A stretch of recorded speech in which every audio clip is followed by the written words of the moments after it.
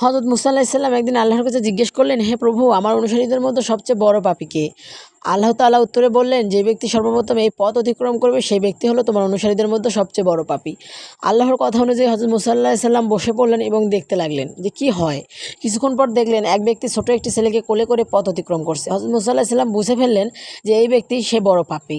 হযরত মুসা আলাইহিস সালাম এরপর আবার আল্লাহকে বললেন, হে প্রভু, এখন আমাকে সবচেয়ে নেকি মানুষটিকে দেখান, যার সব থেকে নেকি আছে। আল্লাহ উত্তরে বললেন, সূর্য ডোবার সাথে সাথে যে লোকটি তোমার পূর্বস্থান দিয়ে চলে যাবে সেই হইল সবচেয়ে নেকিবান ব্যক্তি। মুসা আলাইহিস সালাম সূর্য ডোবার বেশ আগের থেকেই বসে রইলেন।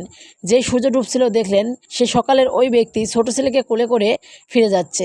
মুসা আলাইহিস সালাম হতভম্ব হয়ে আল্লাহকে জিজ্ঞেস করলেন, প্রভু, একই ব্যক্তি মহাপাপী আবার মহানেকিবান?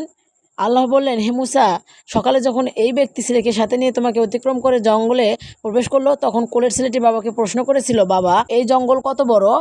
বাবা উত্তরে বলেছিল, অনেক বড়। ছেলে আবার প্রশ্ন করলো, বাবা, জঙ্গল থেকে কি বড় কোনো কিছু আছে?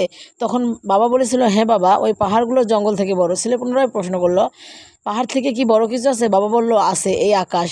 ছেলে আবার প্রশ্ন করলো, আকাশ থেকে কি বড় কিছু আছে? সেই ব্যক্তি বলল, হ্যাঁ, আমার পাপ এই আকাশ থেকেও বড়। ছেলে বাবার এই উত্তর শুনে বলল, বাবা, তোমার পাপ থেকে বড় কোনো কিছু নেই।